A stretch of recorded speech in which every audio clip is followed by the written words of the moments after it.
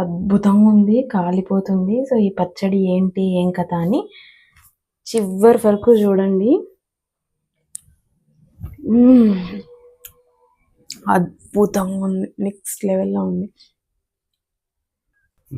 ఏం సున్నా ఈరోజు ఏం స్పెషల్? మళ్ళీ అట్లే ఉంది, ఎర్రగడ్డలు పచ్చిమిరపకాయలు.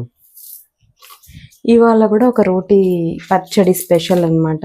మనకు మళ్ళీ అక్కడ రోల్ దొరకదు కాబట్టి నేను పచ్చళ్ళన్నీ ఇక్కడే చేసిస్తూ ఉన్నా. అక్కడ చేస్తే పచ్చళ్ళు చేయను అని కాదు, కాకపోతే మనము మిక్సీలో వేసుకుంటాం. బట్ ఇక్కడైతే రోల్ ఉంది కాబట్టి రోల్లో చేసుకోవడానికి ఇష్టపడతా. ఇక్కడ రండి, దగ్గర రండి, ఏమేమి వేస్తున్నా అని చూపిస్తున్నా. ఈ పచ్చడి వచ్చి చుక్కకూర పచ్చడి. ధనియాలు, మెంతులు, జీలకర్ర దోరగా మంట తక్కువ పెట్టుకొని వేయించుకుందాం.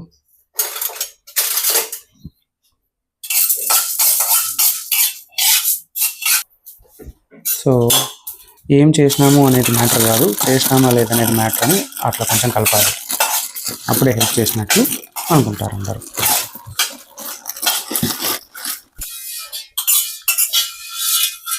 కొంచెం ఎక్కువ ఓవర్ రోస్ట్ అయినాయి, దాన్ని దంచుకోవాలి.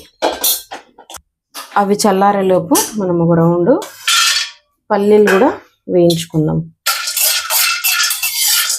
పల్లీలు కూడా అయిపోయినాయి, పక్కకు ఉంచుకుందాం. ఇందులో ఒక 1/2 స్పూన్ ఆయిల్ వేసి పచ్చిమిరపకాయ, ఎండుమిరపకాయ రెండు వేసి ఫ్రై చేసుకుందాం.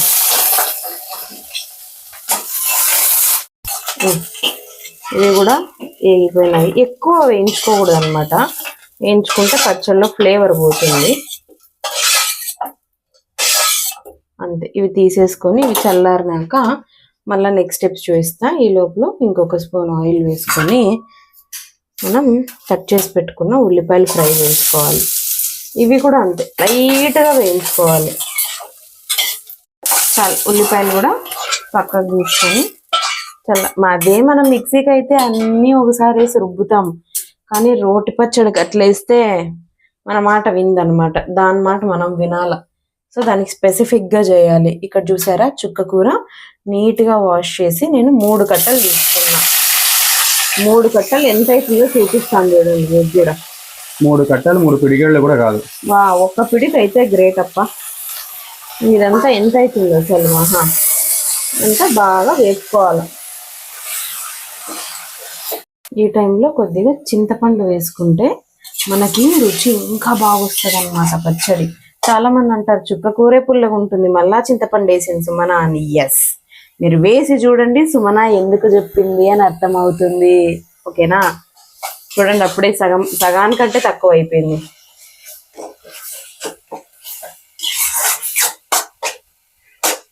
అయితే మంచిగా వేగిపోయింది. ఇంకా దీన్ని ఆఫ్ చేసుకొని మనం రోల్ దగ్గరికి పోదాం. ఇప్పుడు రోల్లో ముందు వేసిన ధనియాలు అవన్నీ ఉన్నాయా, అవి దంచుకుందాం.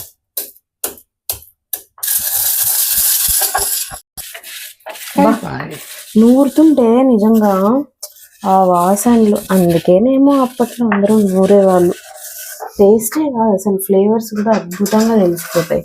అదే అలవాటు చేసుకొని మనుషులు కూడా నూరుతున్నారు ఇప్పుడు. సరేలే, నేను ఎందుకు చెప్తే అంతే, నీ మొగోళ్ళే అంత చెప్పింది అర్థం కాదు. ఎప్పుడు మేము కొంచెం డీప్ గా ఆలోచిస్తాం, చెప్పండి కావించుకొని మళ్ళా మాట్లాడతారు. మేము కొంచెం డీప్ గా ఆలోచిస్తాం, అందుకు అట్లా.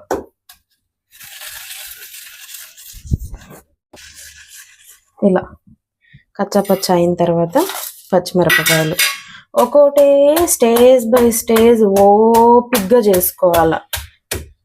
అప్పుడే మనము హెల్దీ, అందరూ హెల్దీగా ఉంటారు ఇంట్లో.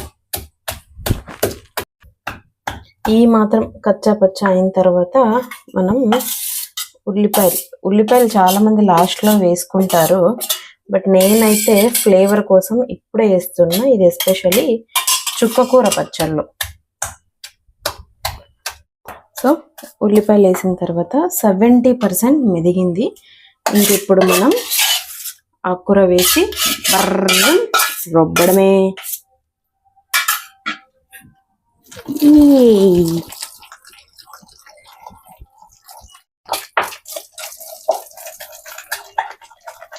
ఇంకా ఇప్పుడు అమ్మకి సైడ్ పెట్టేసి నేను ఎల్లిపాయ దంచిపోతున్నా.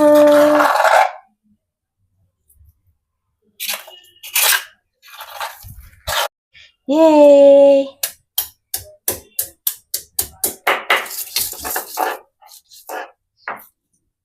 ఇంకిప్పుడు ఎల్లిపాయ అయితే మనం వేసేసుకున్నాం. తర్వాత ఇంతవరకు ఎక్కడ సాల్ట్ అనేది వెయ్యలేదు.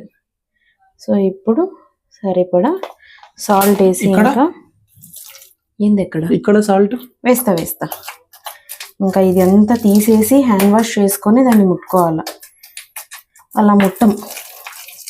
అబ్బా ఏం స్మెల్ వస్తుంది స్వామి.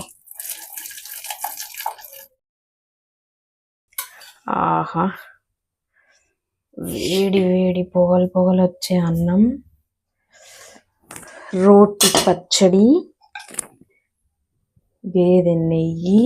ఆహా, ఏమైనా కాంబినేషనా. చెయ్యి పెట్టి మాత్రం కలపలేను ఆ వేడి. ఆహాహాహా. Thanks for watching. Subscribe to సింహాసనం.